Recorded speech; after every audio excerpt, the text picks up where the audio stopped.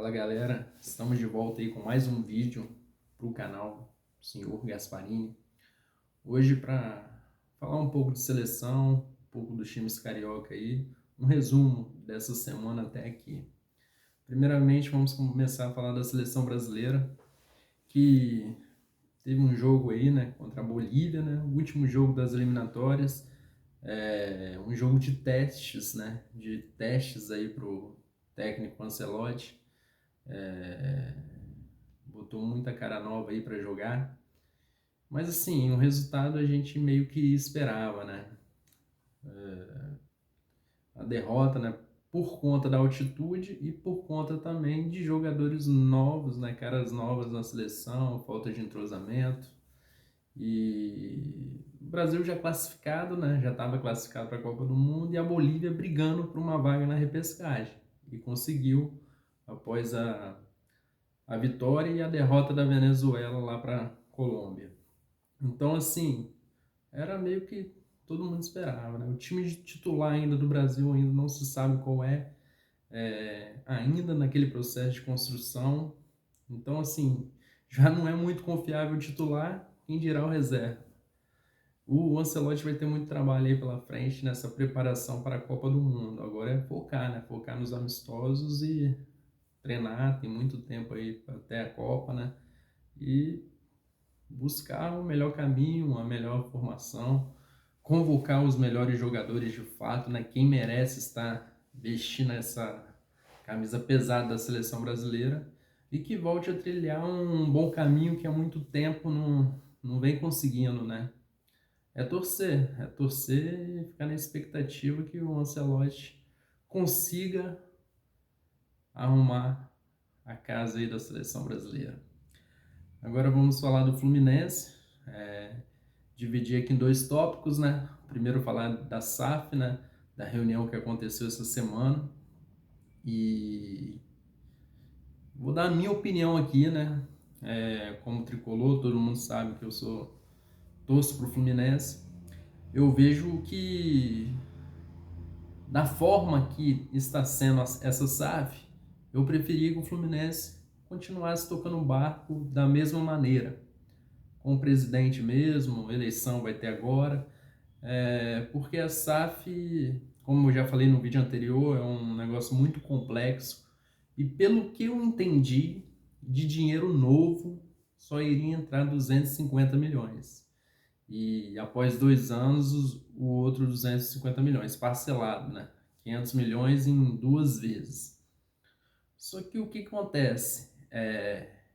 Tá falando que em 10 anos o lucro pode chegar a 6,4 bilhões. Mas esse dinheiro não é novo. Esse é um dinheiro que o Fluminense já, como eu posso dizer, já lucra, né, durante os anos. Se colocar em 10 anos, o Fluminense lucra isso aí, entendeu? Então, o valor novo, o valor mesmo da compra seria os 500 milhões. 250 milhões na hora, né, que comprar, e 250 milhões depois de 2 anos. Eu falei também no vídeo anterior que só o patrocínio master do Flamengo, né, é mais de 250 milhões anualmente. Então eu vejo que, fora isso tudo, outra coisa que me deixou com o pé atrás também, mais de 40, não, exatamente 40 CPFs, né, 40 sócios para essa SAF do Fluminense. E aí eu pergunto, só 250 milhões, depois mais 250 milhões, não sai nem 10 milhões para cada sócio aí, né, que seria do Fluminense, dessa SAF. Então não vejo como vantajosa, porque acredito eu que com a SAF o Fluminense vai continuar no mesmo patamar que está com essa SAF. Acredito que não vai mudar muita coisa, então é melhor manter. O Fluminense vai ganhar muito dinheiro até o final do ano com as classificações, pelo que fez na Copa do Mundo de Clubes.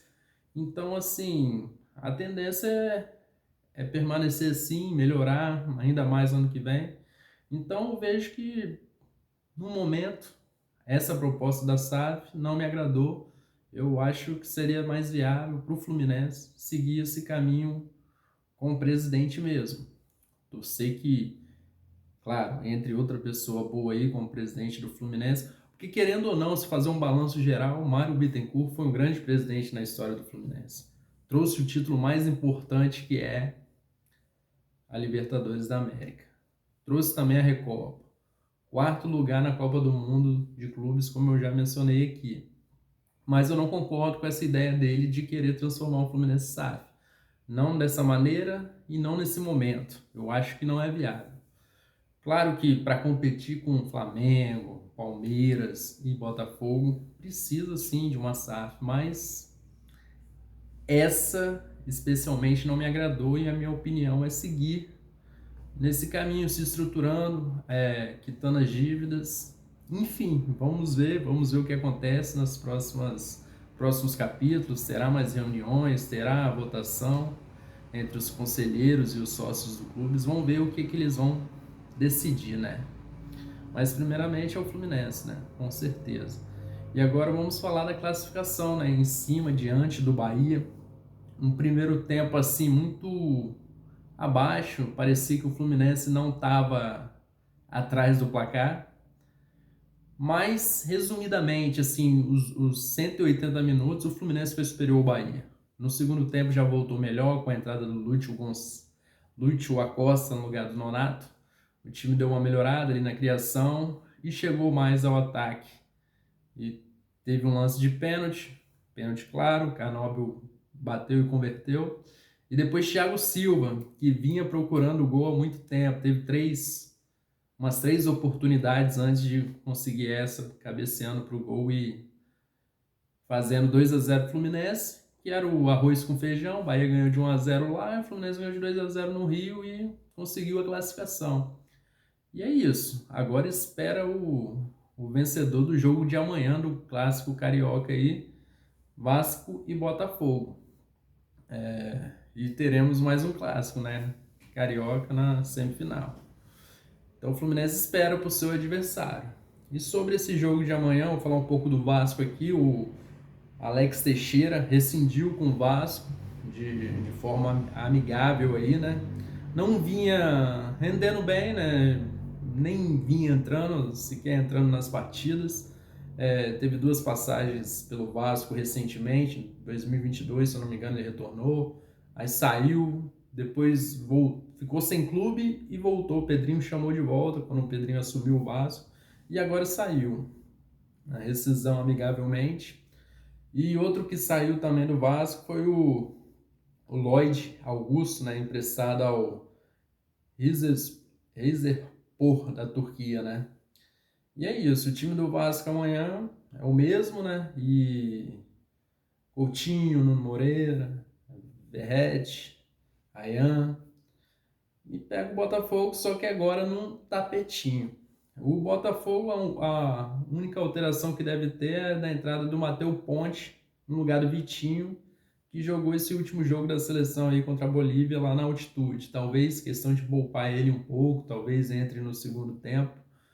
Mas os dois times praticamente com a mesma cara do primeiro jogo, onde, na minha opinião, o Vasco foi superior.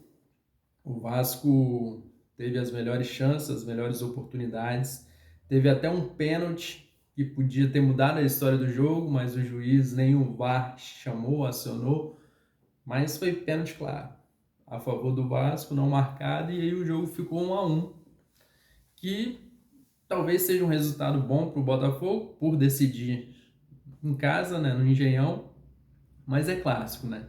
Clássico, tudo pode acontecer, então vamos ficar na expectativa aí por um grande jogo, né?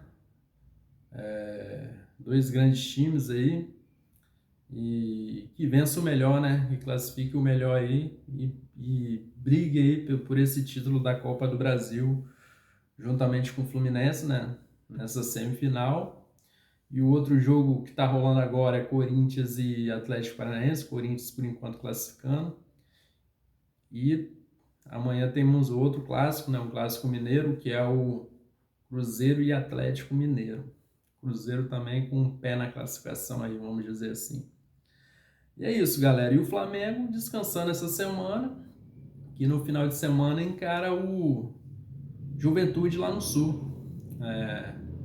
Flamengo soberano aí no Brasileirão, muito bem na Libertadores.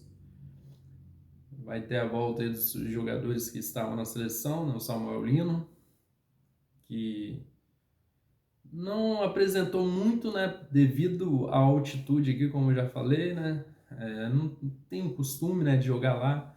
E é aquilo, né? A altitude, para mim, é desumano, não devia ter jogos lá, mas ao mesmo tempo eu vejo uma, talvez, desatenção do lado da CBF, do Brasil, que podia ter treinado mais lá, né?